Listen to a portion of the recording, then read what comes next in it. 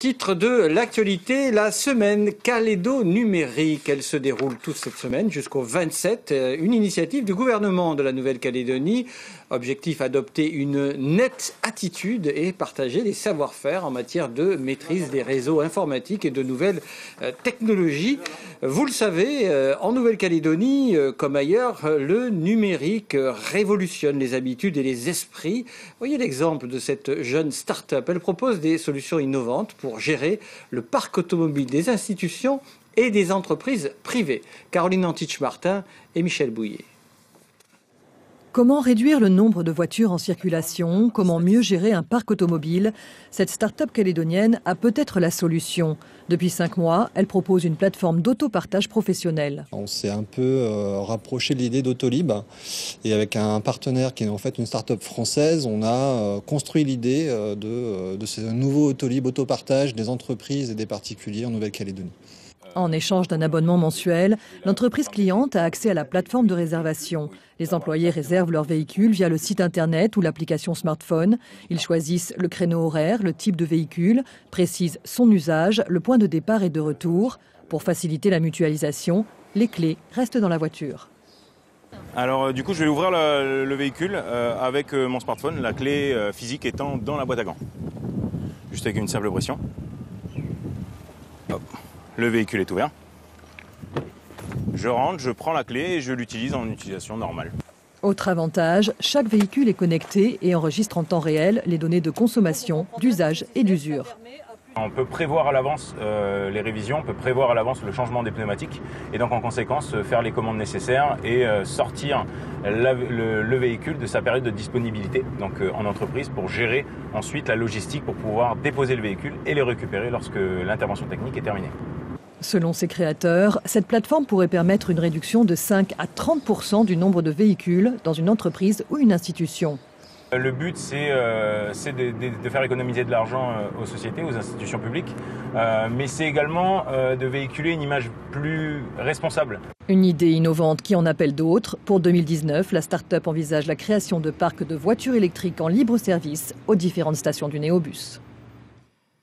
Et pour finir, un petit détour du côté de la Polynésie avec des gens qui ont le sourire. Les chiffres le confirment, le tourisme va croissant et plus précisément à Rangiroa, sur l'atoll, les prestataires de services et excursionnistes affichent complet. Voyez ce reportage de Polynésie, la première. Pour la balade du récif, tout le monde a les chaussures pour marcher dans l'eau. Hein? Oui. Le masque, le tuba, tout le monde là? Dernière consigne avant de littéralement découvrir le paradis. Parmi la dizaine de touristes, Aurore et Yanis, passionnés de la Polynésie, ils préparent leur lune de miel depuis 1 an et demi et désormais, c'est un rêve qui se réalise. Le mariage, ça a été aussi le prétexte. Mais là, je crois qu'il n'y aura plus de prétexte, là. On va revenir tous les 2 ans. Non, on va revenir, il faut voir ça. Ouais.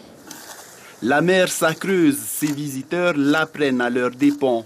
Au menu de la petite collation, des produits du terroir, bref, de la coco dans tous ses états. J'aime de coco, mon frère. C'est un peu le marshmallow tahitien.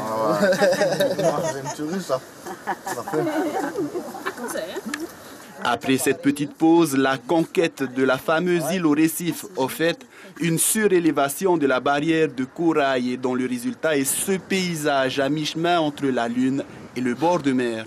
Après une bonne heure de découverte, il est temps de rentrer et pour ce faire, il faut traverser un bras de mer. À certains endroits, ils ont de l'eau jusqu'aux épaules.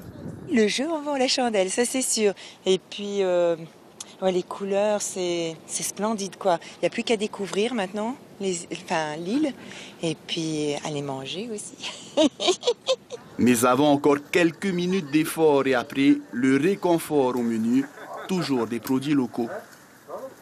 Le poisson cru, les cocos, il a du dessert et le poisson grillé qui va arriver. Hein.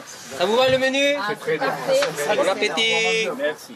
Le dispositif est rodé. Voilà 15 ans que Léon accueille des touristes et à l'entendre, sa petite entreprise ne connaît pas la crise. Ça va, Rangiroa encore, on peut dire, il y a assez de monde. Hein. Mais bon, il y a la saison basse quand même, mais à la saison haute, il y a du monde. Un sentier sous-marin a été mis en place non loin du village de Tiputa. Ce sera la dernière pause de ce convoi touristique avant la chanson finale, celle des au revoir. Voilà le reste de l'actualité. Ce soir, après votre journal, votre rendez-vous incontournable avec les sports et le MAG des sports en direct, une émission présentée par Martin Charmasson, invité et vainqueur du 48e Tour cycliste de Nouvelle-Calédonie. Voilà, c'est la fin de votre journal. Demain, en radio, dès 5h, l'information reprend avec Steven Nipat. L'invité de la matinale de Charlotte Mestre à 6h48 sera Gwenaval Cambon, porte-parole de l'intersyndicale des pompiers. Vos questions au 258 258. Passez une très très belle soirée sur la première, évidemment.